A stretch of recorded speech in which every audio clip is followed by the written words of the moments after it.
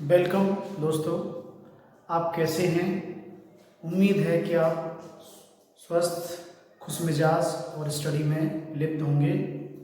आज की क्लास में हम कॉम्प्लेक्स एनालिसिस पर चर्चा करेंगे, जो आपके लिए कंपटीशन में हेल्पफुल होगी।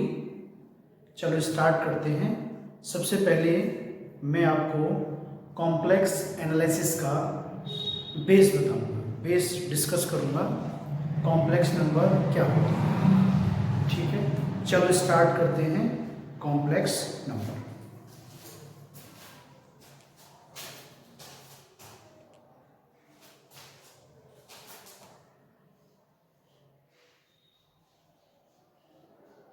Complex number. सबसे पहला क्वेश्चन ये है, प्रश्न ये उठता है, हमें कॉम्प्लेक्स नंबर की जरूरत कब पड़ी। तो कभी कभी सिचुएशन ये आती है, रियल नंबर के फील्ड में एक्स स्क्वायर प्लस 1 इक्वल में 0। यहां पर आप x की वैल्यू फाइंड करते हैं तो एक्स स्क्वायर इक्वल -1 होगा, x इक्वल -1 और रूट के अंदर प्लस माइनस, ये सिचुएशन आ जाएगी। यानी रूट के अंदर नेगेटिव क्वांटिटी होती है।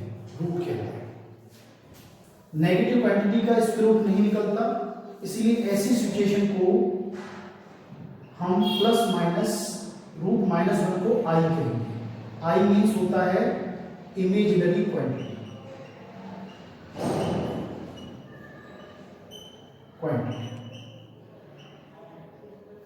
यानी जब जब रियल नंबर के फील्ड में ऐसी सिचुएशंस आती हैं जब वेरिएबल की जो वैल्यू है नेगेटिव होती है रूट के अंदर, तब कॉम्प्लेक्स नंबर की स्टार्टिंग होती है। ठीक है, क्लियर है। अब आगे ये होता है कि कॉम्प्लेक्स नंबर किस फॉर्म में होती है, कॉम्प्लेक्स नंबर की फॉर्म्स क्या क्या होती हैं, इस पर चर्चा करेंगे। ठीक है, तो form of complex number, complex number.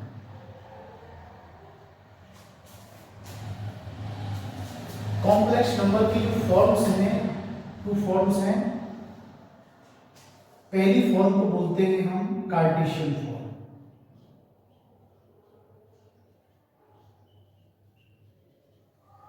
दूसरी जो फॉर्म होती है उसको कहते हैं हम पोलर फॉर्म। ठीक है, कॉम्प्लेक्स नंबर की जो कार्टेशियन फॉर्म होती है वो z equal x plus i Y की फॉर्म है। ठीक है, जिसमें कि x रियल पार्ट है और ये जो y है वो इमेजिनरी पार्ट है।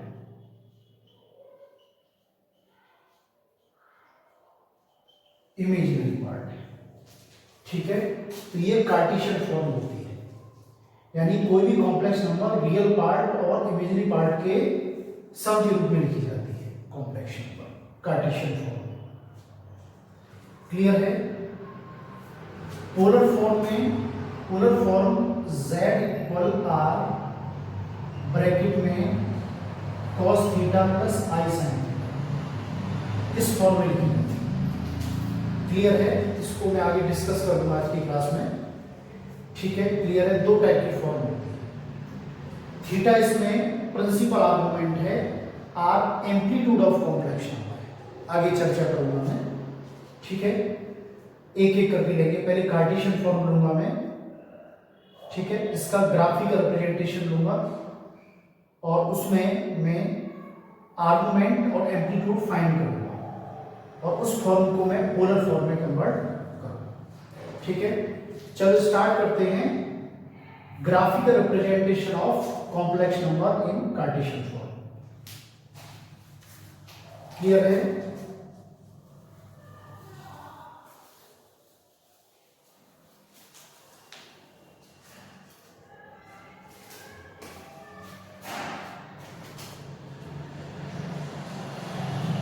ग्राफिकल रिप्रेजेंटेशन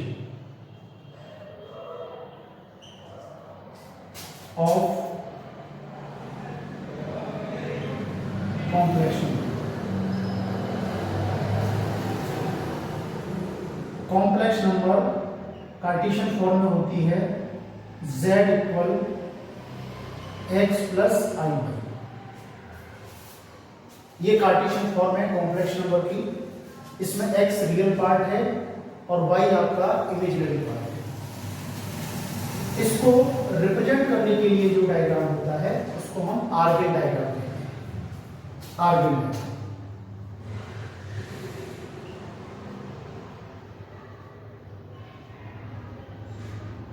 आर्गन डायग्राम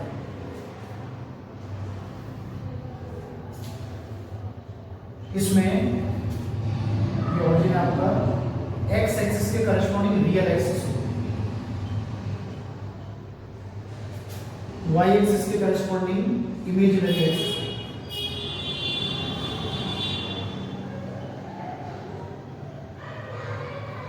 ठीक है, यहां से एक लाइन ओपी लाइन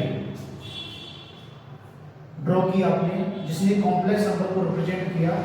इस पी पॉइंट के जो कोऑर्डिनेट होंगे, पी पॉइंट का रियल एक्सिस पे जो डिस्टेंस है वो x है, रियल पार्ट है।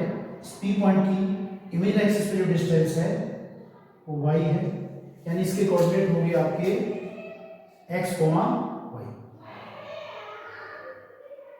m ले लिया मैंने यहाँ। OM जो डिस्टेंस है वो x हो जाएगी, ये रियल पार्ट हो गया इस कॉम्प्लेक्स नंबर का, ये आपका हो गया इमेजिनरी पार्ट। और OP ने रिप्रेजेंट कर दिया कॉम्प्लेक्स नंबर, यानी z इक्वल x प्लस में i y। क्लियर है? यानी OP जो लाइन है वो कॉम्प्लेक्स नंबर को रिप्रेजेंट कर रही है। इसकी जो लेंथ होगी, OP की जो लेंथ होगी या मैग्नीट्यूड होगा, उसको एम्पलीट्यूड ऑफ कॉम्प्लेक्स नंबर कहते हैं। क्लियर है? तो पहले तो एम्पलीट्यूड ही फाइंड करेंगे। एम्पलीट्यूड फाइंड करने के लिए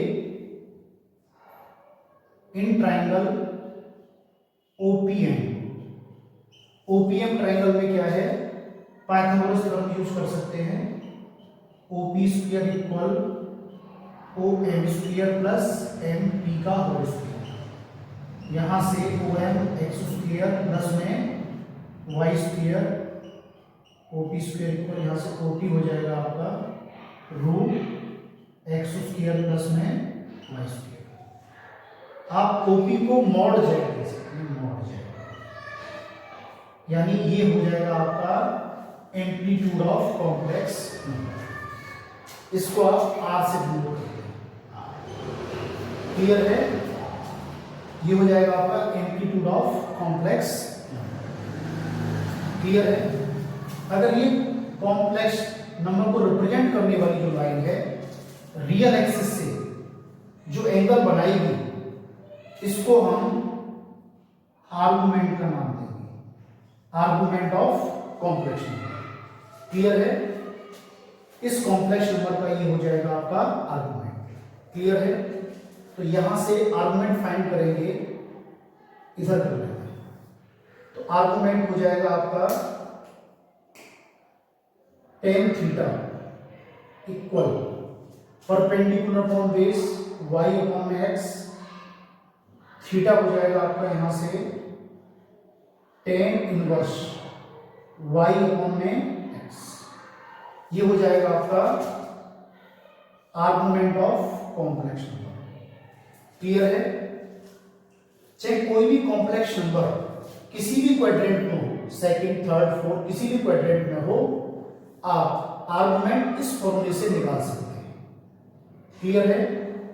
यानी रियल एक्सिस से क्या एंगल होगा उस कॉम्प्लेक्स नंबर वाली लाइन का, वो आप फाइंड कर सकते हैं इसी फॉर्मूले से। क्लियर है? और फर्स्ट क्वाड्रेंट में तो इसी फॉर्मूले से डायरेक्ट निकलेगा, कोई टेंशन आपको नहीं होगी। ठीक है? क्लियर है? अगर मैं ये कार्टेशियन फॉर्म में दे रखा है, अगर मैं इसको पोलर फॉर्म में कन्वर्ट करूंगा तो देखो कैसे करेंगे पोलर फॉर्म। क्लियर। अगर मैं ओपी को आर मान लेता हूं, ओपी को मैंने आर मान लिया, जैसे लिखा है मैंने यहां आर मान लिया, तो ओ एम क्या हो जाएगा, ट्रिग्नोमेट्री यूज करूंगा इसमें, cos theta equal r sorry O M base upon में हाइपोटेन्यूज, यानी आर लिख दिया मैंने। चलो इसको x ले लेते हैं, ओ एम एक्स की इक्वल है, तो x इक्वल हो जाएगा आपका आर cos थीटा। क्लियर है, x हो जाएगा आपका आर cos थीटा। ऐसे ही y निकाल लीजिए ट्रिग्नोमेट्री यूज करके, sin theta equal perpendicular upon में हाइपोटेन्यूज, यानी y अपॉन में r। तो यहां से देखेंगे y इक्वल आएगा आपका r sin थीटा, ये y हो जाएगा आपका, ये x हो जाएगा, ये y हो जाएगा। क्लियर है, तब आप कार्टेशियन फॉर्म में वैल्यू पुट करिए x और y की, तो यहां से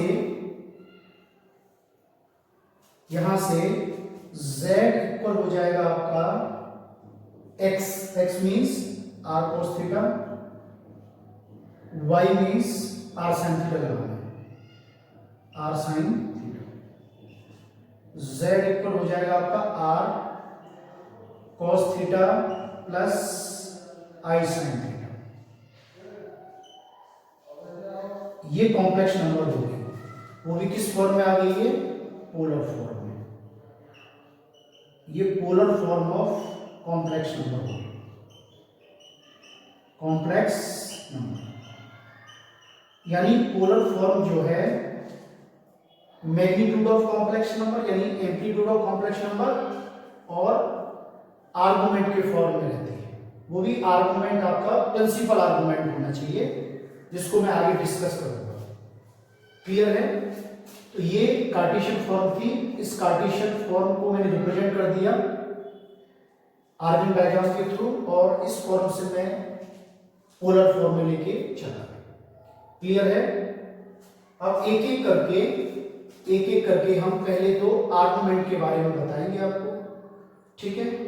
क्लियर है, और कॉम्प्लेक्स नंबर को डिफरेंट क्वाड्रेंट्स में लेंगे और आर्गुमेंट फाइंड करेंगे, फिर प्रिंसिपल आर्गुमेंट फाइंड करेंगे और उसको पोलर फॉर्म में कन्वर्ट करेंगे। ठीक है, आगे चलते हैं, कोई दिक्कत नहीं है। सबसे पहले तो यहीं पर मैं कॉम्प्लेक्स नंबर को फर्स्ट क्वाड्रेंट में लेता हूं। एक क्वेश्चन लेता हूं कि कॉम्प्लेक्स नंबर फर्स्ट क्वाड्रेंट में, ठीक है, यहीं पर ले लेता हूं इस जगह। कॉम्प्लेक्स नंबर ले ली मैंने z इक्वल 1 प्लस √3i, ऐसे ले लिया। क्लियर है, इसमें इसको चेंज करना है, एक छोटा सा ग्राफ बना सकते हैं। यहां पर आपका 1 हो जाएगा, यहां √3 हो जाएगा। तो यहां से मैं tan थीटा फाइंड करूंगा, फिगर बना हुआ है, परपेंडिकुलर अपॉन में बेस y अपॉन में x, फॉर्मूला भी है √3 अपॉन में 1, tan थीटा इक्वल √3 tan 60 की वैल्यू होती है, इंप्लाइज थीटा इक्वल 60। चाहो तो आप इसको रेडियन में कन्वर्ट करिए, पाई को 180 का मल्टीप्लाई करके पाई अपॉन 3 रेडियन हो जाएगा। ये थीटा हो गया आपका। क्लियर है, और आर्गुमेंट फाइंड कर लीजिए। आर्गुमेंट हो जाएगा आपका रूट के अंदर x² प्लस y²। x आपका 1 है, y आपका √3 है, तो यहां से r इक्वल आएगा √1 प्लस 3 यानी √4, 2 आ गया।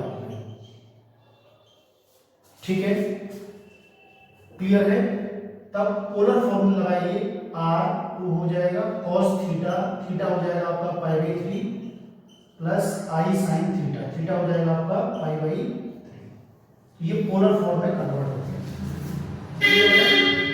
अगर कॉम्प्लेक्स नंबर फर्स्ट क्वाड्रेंट में है तो उसको मैंने कार्टेशियन फॉर्म में गिवन थी, उसको मैंने पोलर फॉर्म में कन्वर्ट कर दिया। ठीक है, मेन ये है, जब ये एंगल आपका जो आर्गुमेंट है π/3 है, तो ये प्रिंसिपल आर्गुमेंट की रेंज में ही आ रहा है, इस वजह से मैंने डायरेक्ट ही ले लिया है। कभी कभी क्या होता है कि जब प्रिंसिपल आर्गूमेंट की रेंज में नहीं आता थीटा तो उसको एडजस्ट करना पड़ता है। ठीक है, चलो कोई बात नहीं, क्लियर है। तो पहले प्रिंसिपल आर्गूमेंट की रेंज बताऊंगा, तब मैं कॉम्प्लेक्स नंबर को सेकंड क्वाड्रेंट में लूंगा, तब कार्टेशियन फॉर्म से पोलर फॉर्म में मैं कन्वर्ट करूंगा। ठीक है, थोड़ा सा प्रिंसिपल आर्गूमेंट के बारे में मुझे डिस्कस करना होगा। इसको मैं ठीक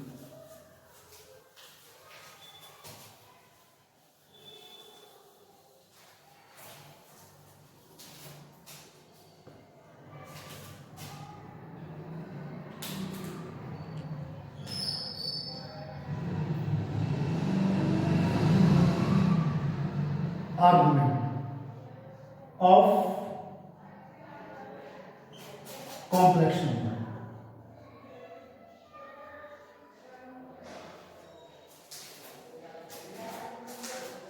प्रिंसिपल आर्गुमेंट की जो रेंज होती है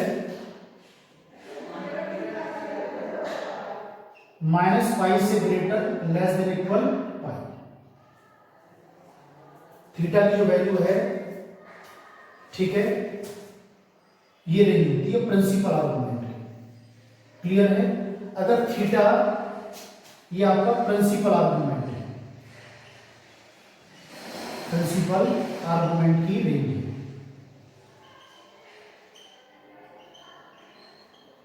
ये रेंज है प्रिंसिपल आर्गुमेंट की।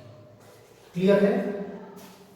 बाकी जो आर्गुमेंट होगा वो कुछ भी हो सकता है, 360 से कम भी हो सकता है, 360 से ज्यादा भी हो सकता है। आपको अगर कार्टेशियन फॉर्म से पोलर फॉर्म में कन्वर्ट करना है तो इस रेंज में आपको एडजस्ट करना पड़ेगा। ठीक है, तभी वहां पर फॉर्मूले में पुट हो पाएगा। क्लियर है। चलो अब कॉम्प्लेक्स नंबर को सेकंड क्वाड्रेंट में लेते हैं। ठीक है, उसका वेन डायग्राम बनाते हैं, सॉरी आर्गन डायग्राम बनाते हैं, और आर्गन डायग्राम बनाने के बाद उसको पोलर फॉर्म में कन्वर्ट करते हैं। ठीक है, चलो एक एग्जांपल लेते हैं, कोई भी एक एग्जांपल ले लेते हैं। ठीक है,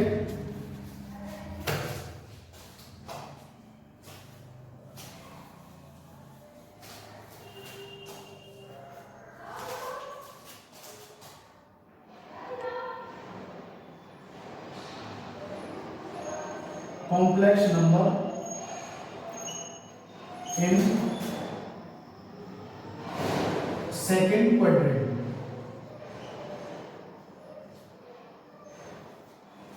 कोई भी एक एग्जांपल लेते हैं। देखो एग्जांपल क्या है, z equal -2 + 2y।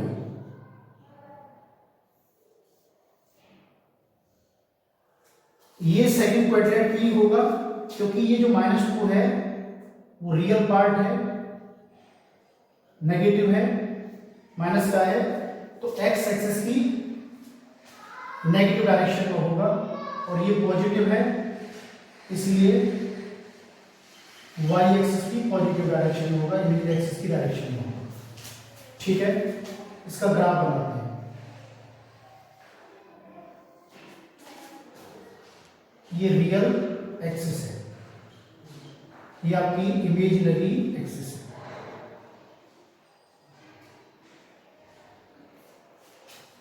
Real part negative है, -1 -2 रियल है, ये पॉजिटिव है, 2 है, 1 और यहां पर है। ठीक है, ये P पॉइंट यहां ले लेता हूं मैं, ये ओरिजिन है मेरा, इसको मिला देता हूं, ये मिल गया।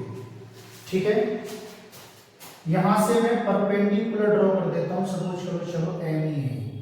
ठीक है, ये आपका हो जाएगा -2 और ये आपका है +2, कोई प्रॉब्लम नहीं है। क्लियर है। ये सेकंड क्वाड्रेंट है, सेकंड क्वाड्रेंट। ठीक है, अब पहला टारगेट तो मेरा इसका आर्गुमेंट निकालने का है। चलो यहां से यहां तक का जो एंगल आपको दिखाई दे रहा है ये आर्गुमेंट है। क्या है? आर्गुमेंट। प्रिंसिपल आर्गुमेंट नहीं कहा, आर्गुमेंट था, ये आर्गुमेंट है। और मैंने कहा था कि आर्गुमेंट आप डायरेक्टली निकाल सकते हैं फॉर्मूले से, वो होगा आपका tan theta equal y upon में x, यानी 2 अपॉन में -2, तो tan थीटा इक्वल -1 हो गया। ठीक है, तो टेन थीटा इक्वल आ जाएगा आपका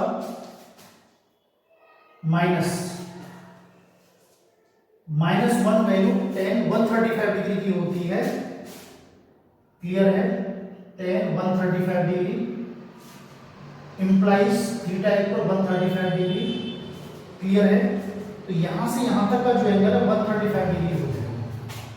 चाहो आप इसको डिग्री में कन्वर्ट करेंगे। ठीक है?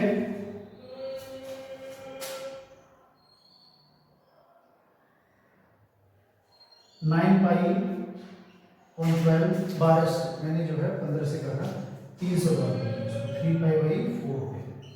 3π/4 हो जाएगा। ये हो जाएगा आपका 3π/4 कहूँ या मैं 135 डिग्री एंगल कहूँ। ठीक है? और प्रिंसिपल आर्गुमेंट की जो रेंज है, चलो आर निकालते हैं पहले। आर हो जाएगा आपका रूट के अंदर x² + y², तो -2π² प्लस 2π², आर आ जाएगा आपका 4 + 4, ये आ जाएगा आपका 2√2, ये आर हो जाएगा आपका। अब देखते हैं प्रिंसिपल आर्गुमेंट की रेंज क्या होती है। -π से greater less than equal to π, ये रेंज होती है। अब 135 डिग्री जो एंगल है इस रेंज में आ रहा है, कोई दिक्कत नहीं है। पाई से छोटा इसी रेंज में आ रहा है, कोई दिक्कत नहीं है। तब तो फिर क्लियर है। तो इस रेंज में नहीं आता तो उसको एडजस्ट करना पड़ता। चलो कोई बात नहीं है। तो पोलर फॉर्म का फॉर्मूला होता है r cos θ plus I sin θ। यहां से z इक्वल r आपका 2√2 है। cos θ हो जाएगा आपका 3π/4 प्लस I sin 3π/4। तो ये हो जाएगा आपका पोलर फॉर्म, यानी आपने कार्टेशियन फॉर्म से पोलर फॉर्म में कन्वर्ट कर दिया। क्लियर हो गया? क्योंकि जब भी कॉम्प्लेक्स नंबर सेकंड क्वाड्रेंट में होती है तब जो भी एंगल आता है रियल एक्सिस से वो रेंज में ही आता है, क्योंकि लेस देन पाई होता है। क्लियर है इतना? ठीक है, इसमें कोई दिक्कत नहीं है। चाहो तो डायरेक्ट फॉर्मूला भी लगा सकते हो आर्गुमेंट निकालने के लिए। Argument z equal pi minus tan inverse y upon में mod x, ऐसे करके डायरेक्ट भी आ सकता है आर्गुमेंट तो आपका। तो ये हो जाएगा आपका pi minus tan inverse y क्या है 2 है, और mod x क्या होगा नेगेटिव पर 2 हो जाएगा 1 हो जाएगा। तो ये आएगा पाई माइनस 1/10 किसकी होती है π/4 की, तो ये आ जाता है आपका 3π/4। क्लियर है? आर्गुमेंट यानी थीटा आ जाता, आर तो वैसे ही निकलेगा, तब पोलर फॉर्म में कन्वर्ट करेंगे तब यही फॉर्म आएगी, पोलर फॉर्म आएगी। कोई दिक्कत नहीं है। तो आप डायरेक्ट लगा सकते थे ये फॉर्मूला, आप ये फॉर्मूला डायरेक्ट लगा सकते हैं आर्गुमेंट निकालने के लिए। क्लियर है इतना? अब कॉम्प्लेक्स नंबर को मैं थर्ड क्वाड्रेंट में लूंगा। ठीक है, थर्ड नंबर में कोई कॉम्प्लेक्स नंबर को मैं ले लूंगा। इसको मैं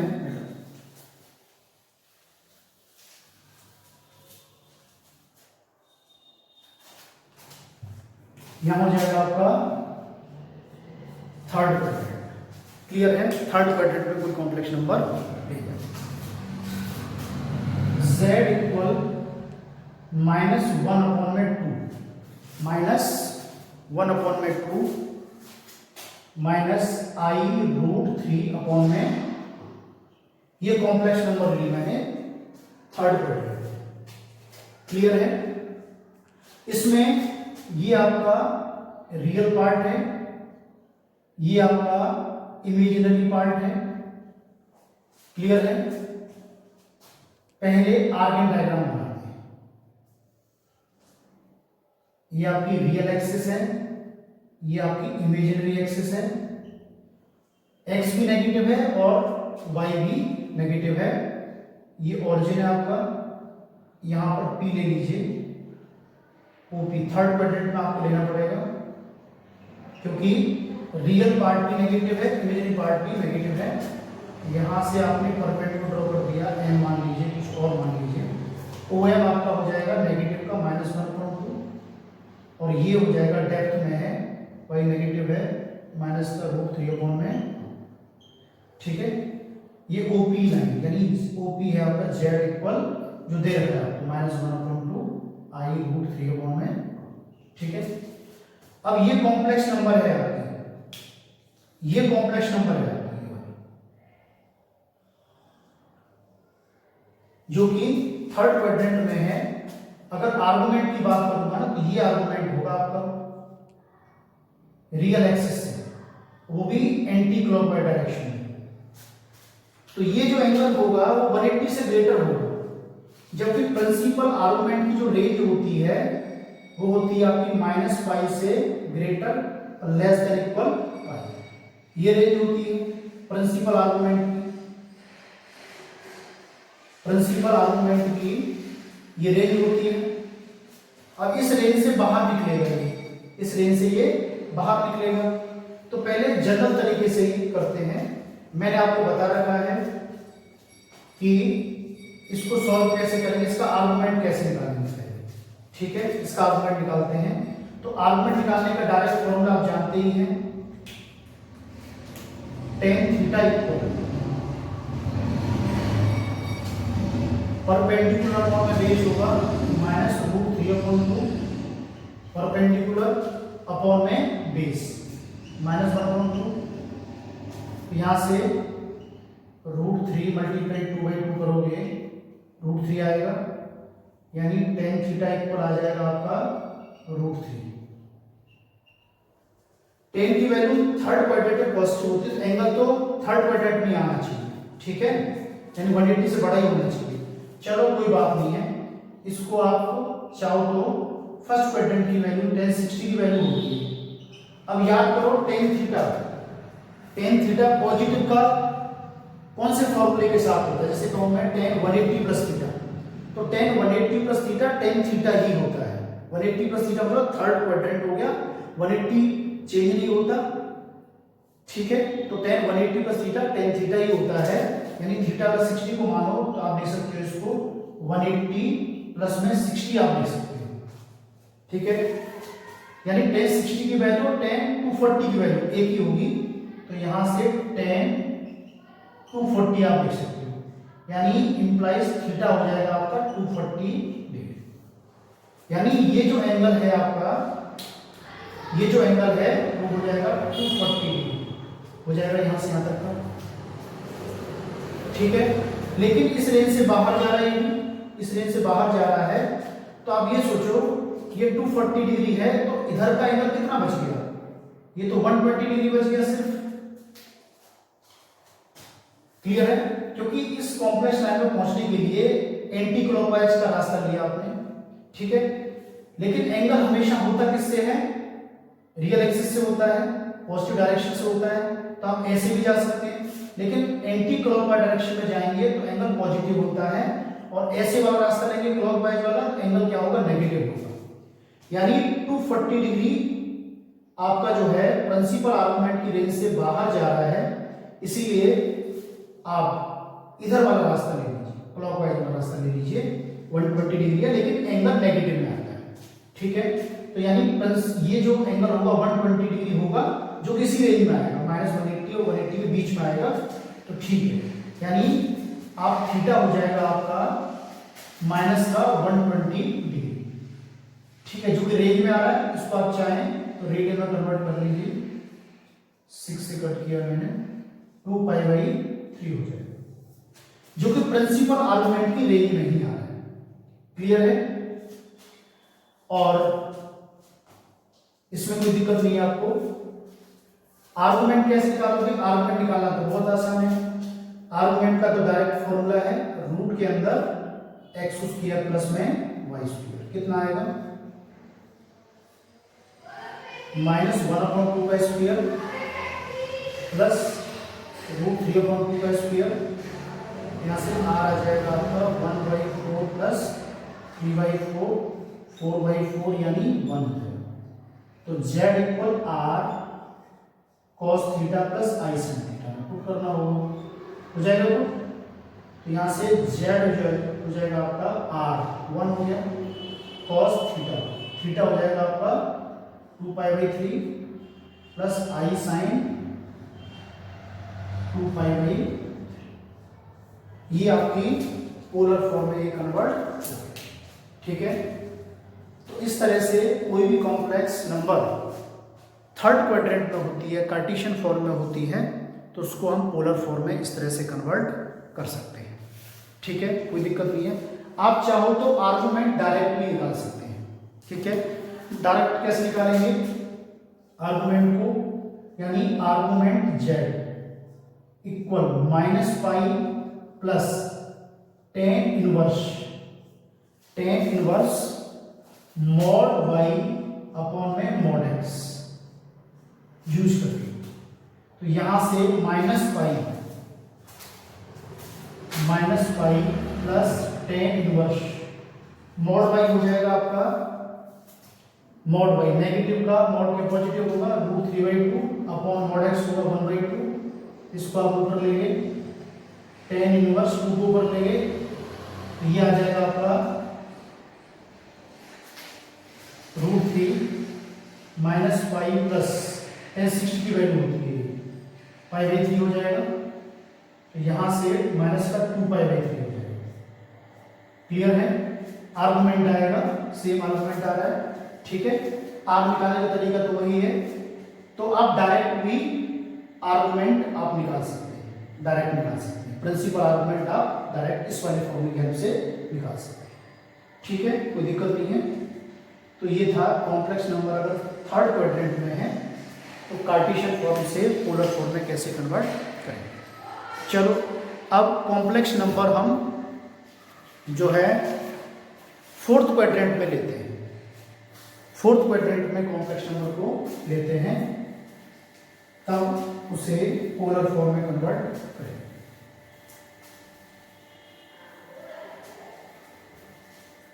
एक एग्जांपल है मेरे पास, z इक्वल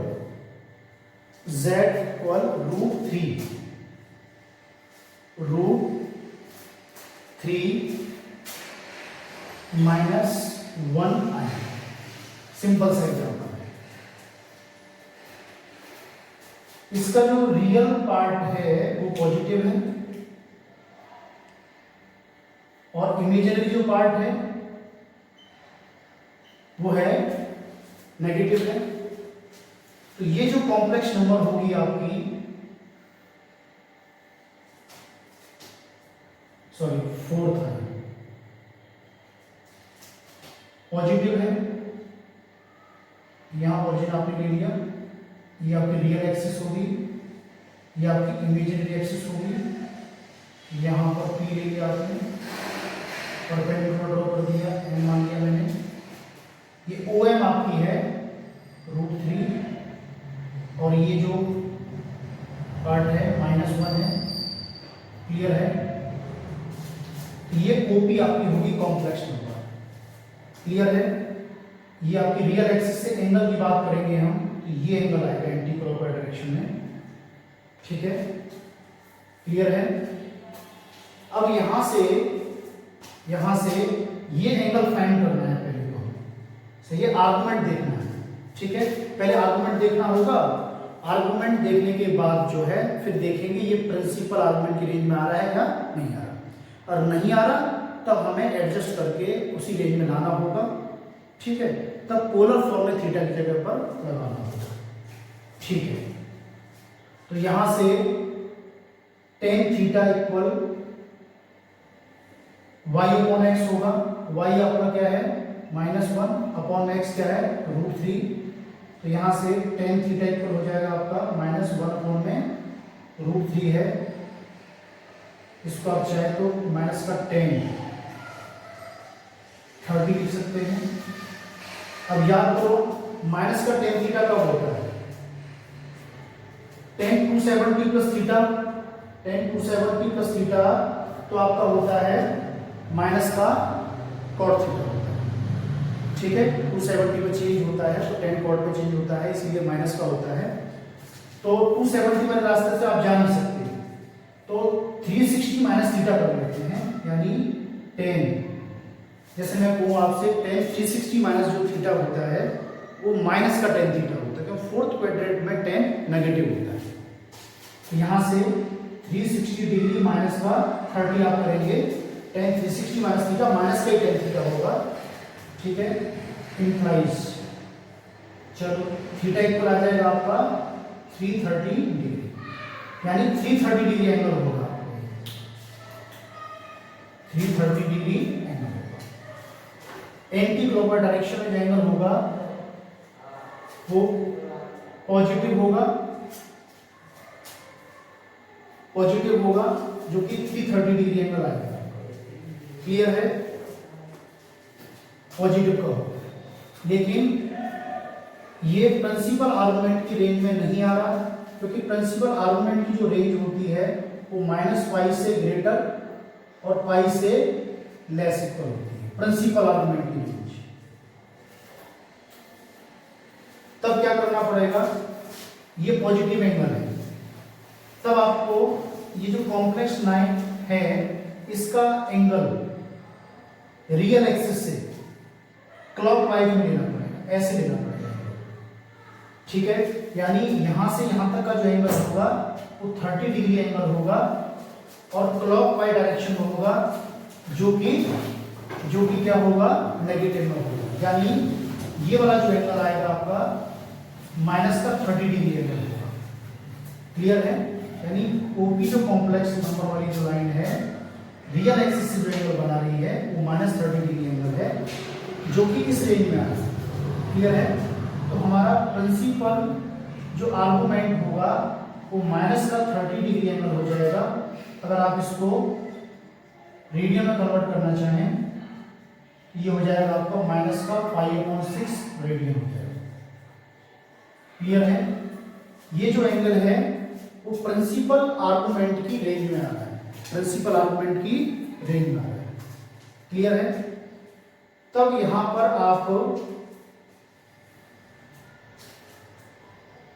आप निकाल सकते हैं, रूट के अंदर x² प्लस y², √3 का स्क्वायर प्लस -1 का स्क्वायर, यहां से आएगा आपका 3 + 1 यानी √4, ये हो जाएगा आपका 2। r मिल गया और थीटा मिल गया, प्रिंसिपल आर्गुमेंट मिल गया। तब आप पोलर फॉर्म में कन्वर्ट करेंगे, cos theta plus i sin theta, z equal r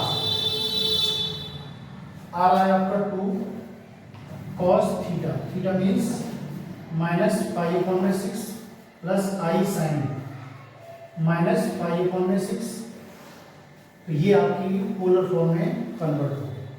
ठीक है, जब कॉम्प्लेक्स नंबर कार्टेशियन फॉर्म में है और फोर्थ क्वाड्रेंट में है तो उसको हम पोलर फॉर्म में इस तरह से कन्वर्ट करें। ठीक है, चलो अगली क्लास में हम इससे आगे बढ़ाएंगे। ठीक है, तब तक ठीक है आप स्टडी करते रहिए और नेक्स्ट क्लास में मैं इस फॉर्म से आगे बढ़ाऊंगा। ठीक है, थैंक यू।